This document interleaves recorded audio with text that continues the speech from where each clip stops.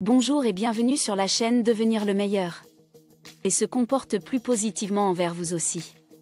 Dans cette vidéo, nous allons discuter des 10 lois du karma et de la façon dont vous pouvez les appliquer à votre avantage. Tout d'abord, qu'est-ce que le karma? Le karma est une loi spirituelle qui stipule que chaque action que nous faisons aura une conséquence, bonne ou mauvaise, dans notre vie future. En d'autres termes, ce que nous semons, nous le récoltons. Numéro 1, la grande loi. Ce que tu as semé, tu le récolteras. Tout comme un agriculteur plante des graines et s'attend à une période de récolte, ce que vous semez, vous le récolterez aussi. Tout ce que vous faites aux gens finira par être fait à votre égard. Lorsque vous choisissez de bien traiter les gens, vous découvrirez qu'ils vous rendent souvent l'appareil. Cela peut prendre du temps comme les graines mettent souvent du temps à pousser, mais vos paroles, vos actions ou vos pensées finissent toujours par produire leur récolte. Elles peuvent vous revenir sous forme d'amour, d'argent ou de bonheur. Vous devez donc être gentil et courtois avec les gens, quelles que soient les circonstances. N'oubliez pas que vos actions et même vos réactions vous reviennent d'une manière ou d'une autre. Numéro 2, la loi de la création. Vous attirez ce que vous êtes, pas ce que vous voulez. La loi de la création nous enseigne que nous sommes plus maîtres de notre vie que nous ne le pensons. La plupart des gens blâment souvent les autres pour les mauvaises choses qui leur arrivent, au lieu d'assumer leurs responsabilités et de s'efforcer de façonner leur propre destin. Ne restez pas en retrait dans votre propre vie. Saisissez les opportunités et les idées qui se présentent à vous et tirez-en le meilleur parti. Notez également que vous finissez par devenir ce que vous continuez à voir autour de vous. Entourez-vous donc de choses qui correspondent à ce que vous allez et à ce que vous voulez être. Cela ne veut pas dire que vous devez essayer de changer les gens qui vous entourent. Si vous essayez cela, vous risquez de ne pas y arriver, mais plutôt de travailler à changer les gens qui vous entourent. Si vous essayez de changer les gens autour de vous, vous risquez de ne pas réussir. Numéro 3, la loi de l'humilité. Ce à quoi vous résistez, persiste. Dans la vie, pour s'attaquer aux problèmes et trouver des solutions, vous devez d'abord admettre que vous avez de tels problèmes et défis. C'est souvent notre incapacité à accepter que nous avons certains problèmes qui nous empêchent de trouver des solutions. Mais vous ne pouvez pas changer une situation sans l'accepter. Lorsque vous voyez continuellement quelque chose de négatif dans votre vie et que vous refusez d'accepter qu'il existe, vous commencez fondamentalement à faire des erreurs. Qu'elle existe, vous commencez à accumuler de l'énergie négative contre elle, et malheureusement, cette énergie finit par résider à l'intérieur de vous. D'un autre côté, lorsque vous apprenez à accepter que vous avez ces problèmes, vous en venez à reconnaître que le pouvoir de changer les choses et de trouver des solutions réside également en vous. Alors, faites le point sur votre vie, évaluez tout en profondeur, les aspects négatifs comme les points positifs.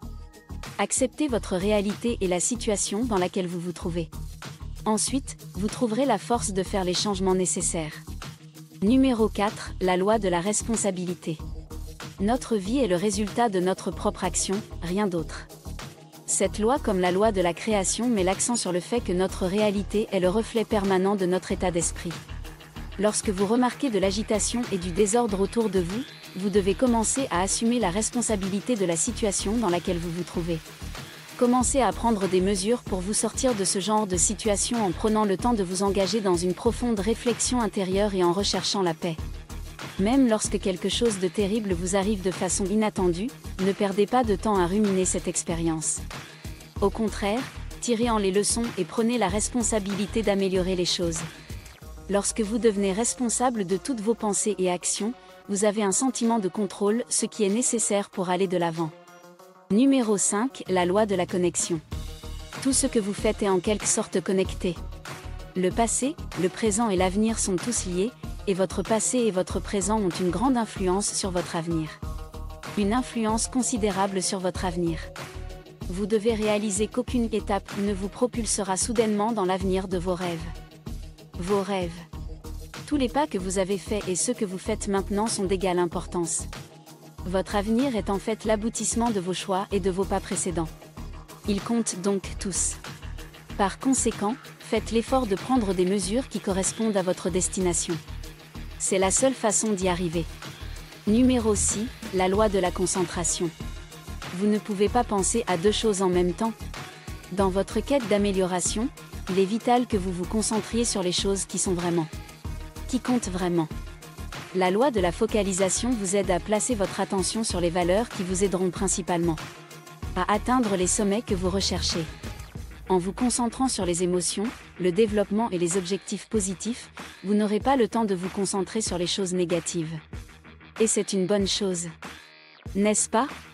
Lorsque vous vous trouvez dans des circonstances pas très agréables, regardez toujours le bon côté des choses, le côté positif. C'est peut-être difficile à faire, mais si vous prenez l'habitude de tirer des leçons des événements négatifs. Dans les événements négatifs, vous apprendrez de ces expériences et deviendrez encore meilleur. Numéro 7, la loi de la présence. On ne peut pas être présent si on regarde en arrière ou, d'ailleurs, en avant. Cette loi est délicate car elle semble impliquer que le passé et le futur n'ont pas d'importance. Voyons les choses sous cet angle.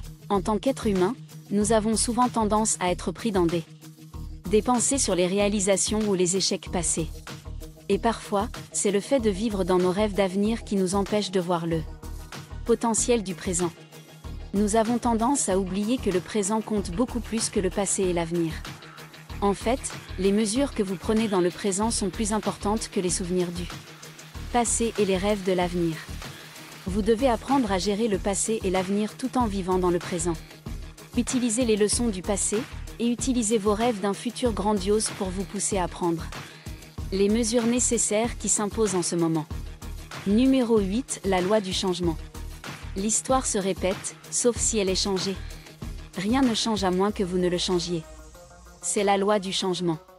Pour corriger les choix négatifs et les mauvaises habitudes, il ne suffit pas de décider de le faire, l'intention de le faire. Vous devez passer à l'action pour que les changements se concrétisent. Si vous découvrez une tendance négative dans votre vie, vous devez faire un effort pour l'inverser. L'inverser. Même si le véritable changement commence de l'intérieur, il ne s'arrête jamais là. Passez des résolutions à l'action. Agissez sur vos décisions. C'est la seule façon de grandir et de s'améliorer. C'est la seule façon de créer un changement positif. Numéro 9, la loi de la patience et de la récompense. Rien de valable n'est créé sans un état d'esprit patient. La récompense vient en étant patient. Peu importe le temps que cela prendra, si vous continuez à semer les graines du travail acharné, la récompense finira par arriver. Vous devez continuer à persister, et prendre des décisions qui sont cohérentes avec vos objectifs. Concentrez-vous sur le processus et faites de votre mieux chaque jour. Ne vous laissez pas entraîner à vous comparer à d'autres personnes qui ont l'air de réussir davantage. Si vous comprenez vraiment votre valeur, vous ne vous soucierez pas des comparaisons. Le travail acharné finit par payer, même si cela prend du temps, il faut juste être patient. Numéro 10, la loi de la signification et de l'inspiration. La meilleure récompense est celle qui contribue à l'ensemble. Cette dernière loi et la première loi sont assez similaires. La première loi se concentre sur l'individu, tandis que la dernière loi se concentre sur l'effet collectif. Des actions. Il est vrai que vous récolterez un jour ce que vous avez semé, mais nous devons aussi réaliser que nos décisions et actions individuelles deviennent nos contributions éventuelles à la société. Toutes nos intentions et nos actions créent une énergie massive qui engendre des résultats qui affectent nous tous. Cette énergie est finalement transmise à notre société et au monde en général. Veillez donc à ce que vos actions apportent de la valeur et de l'inspiration aux autres. Faites un effort conscient pour être bon envers les gens. Poursuivez vos objectifs et vos passions. Montrez l'exemple. Que vous croyez ou non au karma, vous serez probablement d'accord pour dire que ces lois contiennent des principes fondamentaux et une sagesse que chacun peut appliquer. Fondamentaux et une sagesse que tout le monde peut appliquer pour rendre la vie meilleure. Pour vivre une vie d'impact que vous désirez sincèrement, la maîtrise de ces 10 lois du karma s'avérera très utile dans votre quête d'épanouissement.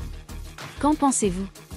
Je vous invite à partager cette vidéo avec vos amis et votre famille pour qu'ils puissent également profiter de ces conseils et mettre en pratique les lois du karma dans leur vie. N'oubliez pas de nous laisser un commentaire pour nous faire part de vos réflexions et expériences avec les lois du karma. Et enfin, si vous avez aimé cette vidéo, n'hésitez pas à nous soutenir en aimant cette vidéo et en vous abonnant à notre chaîne pour ne pas manquer nos prochaines vidéos. Merci beaucoup d'avoir regardé cette vidéo, à bientôt sur Devenir le meilleur.